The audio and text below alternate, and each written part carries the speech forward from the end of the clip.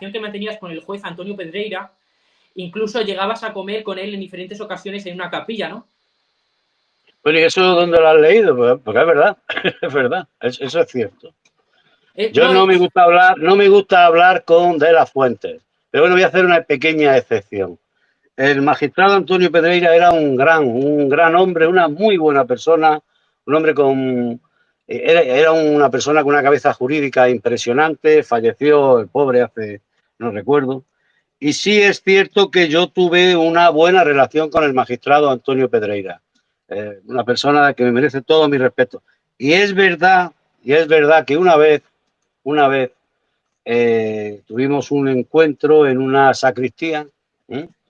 Había un sacerdote, tuvimos un encuentro, pues mira, lo voy a contar, estaba el director de mi periódico, Javier Moreno, el juez Antonio Pedreira, yo, otro catedrático que había por allí y una monja que nos hizo un cocido muy bueno, por cierto. Y allí en la sacristía nos lo comimos. Simplemente el director de mi periódico tenía interés en conocer al juez Pedreira. Sabía que yo tenía buena relación con él y bueno, hicimos un encuentro. Esa es la realidad. Y pero, fue en una sacristía, en una iglesia de aquí de Madrid. sí, ¿Por qué? Pues porque entonces había que guardarla, había que tener cuidado que no nos vieran. O sea, estábamos haciendo una labor periodística y es muy importante que, pues yo no estoy diciendo que Antonio Pedreira fuera la fuente. Alguna cosa, evidentemente, me contó, alguna. Pero es que yo conocía a miembros de la policía, a miembros de la fiscalía. Y yo conocía, tenía fuentes en todos los estamentos que estaban investigando el caso Gürtel. El propio Correa, que como tú sabes, era claro, el líder de la trama Gürtel. que se encargó de Yo, financiar la hija de Aznar, ¿no? 32.000 euros, si no me equivoco, están. sí, esa historia la publiqué yo, que por eso me puso a Aznar una querella, que por suerte no fue a ningún lado. Yo siempre de todo lo que conté tenía papeles, de todo. Sí, le financiaron la boda, a la Gürtel le financió la boda, le dieron 30.000 euros, le pagaron el equipo de música, el equipo de luces, o sea, todo. Me, me Con gustaría saber Correa. del juez Pedreira, porque creo que no solo fue una, sino también estabas cuando había abogados del monarca, incluso de los Albertos. Pero bueno, ¿y eso dónde lo has leído? ¿No? ¿Eso lo has contado tú?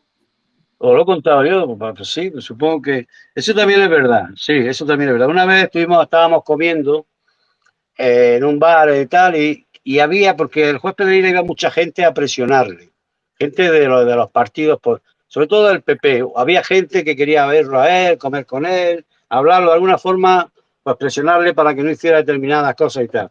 Que por cierto, el juez Pedreira era una persona incólume y no hacía lo que él creía que tenía que hacer en conciencia y lo hacía y ya está. Pero es verdad que se acercaba mucha gente a él.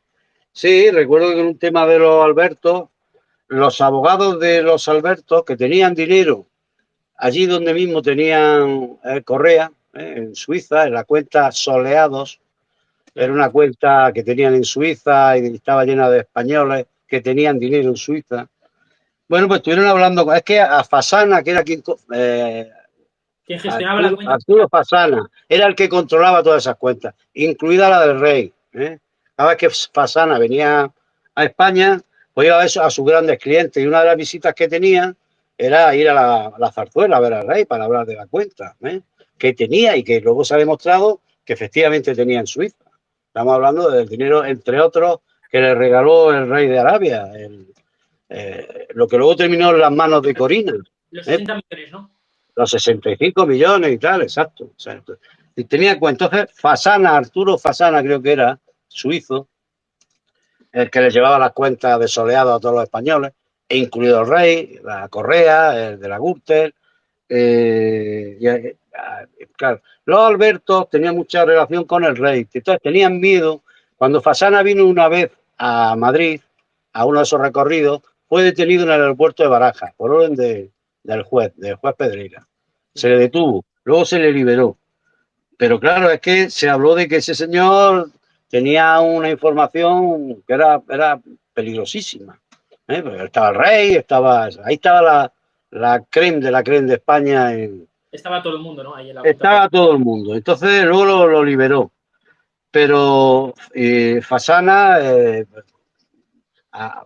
muchas veces el jefe el líder de la trama Gürtel, Francisco Correa, iba en el coche de Fasana a Zarzuela, porque Fasana tenía que hablar con el rey de una determinada cuenta. Él lo esperaba en el coche, pero lo acompañaba hasta la Zarzuela, ¿eh? Porque iba viendo a todos sus... Bueno, pues eso es parte de la trama Gürtel. La trama Gürtel abarca los papeles de Bárcena, hay muchas cosas, ¿no? ¿Y Es una... Correa era conocedor de que el monarca tenía dinero en las cuentas soleadas? Sí, sí, claro que sí. Se lo decía Fasana. O sea, el administrador suizo de las cuentas decía, no, que tengo que ir a ver al rey para hablarle de su cuenta. Correa lo sabía, claro. Si él iba en el coche, a veces, Correa iba y lo recogía en Barajas. Y luego, bueno, pues en su mismo coche de Correa iban, él le acompañaba a ver a determinados clientes. Uno de ellos, el rey. Yo Correa, que lo conocí, claro, al final, con el tiempo, yo me tiré mucho tiempo investigando a Francisco Correa, mucho. Pero con el tiempo lo conocí y quizás de tantas veces preguntarle por determinados temas, casi siempre era reacio, no quería hablar. Pero bueno, quizás ya de vernos preguntándole cosas cada vez que tenía ocasión. Pues ya al final empezamos a entablar una relación buena. Había una especie de síndrome de Estocolmo, supongo que por parte de él, ¿no? De hecho, estuve en su chalet de ¿cómo se llama? De Soto, en Cádiz, en Soto Grande. Ahí tenía, que eso es una de las organizaciones de lujo por excelencia de España, ¿no? Y me invitó a Soto Grande, a ir a hablar con él y tal. Y me fui, estuve allí un par de días.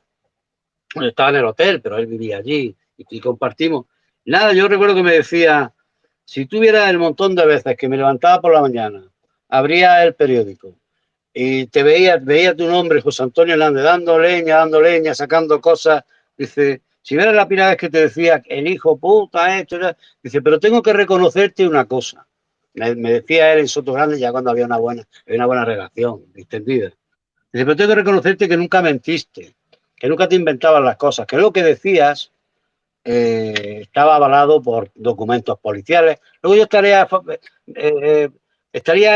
favor o no de lo que se decía en esos documentos policiales, pero tú no te lo inventabas. Eso figuraba en los documentos policiales. Y es verdad, y es verdad.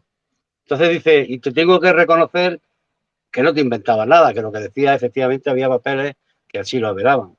Yo recuerdo Rita Barberá se querelló también conmigo. A mí me pusieron... Te han puesto dos querellas, ¿no? A lo largo Sí, con el tema Gürtel se crearon 3 o 4. Claro, se sentían... Pero bueno, vuelvo a insistir, ahí dimitían. En la Gürtel dimitían, pero es que ahora no dimite nadie. Ahora no dimite nadie.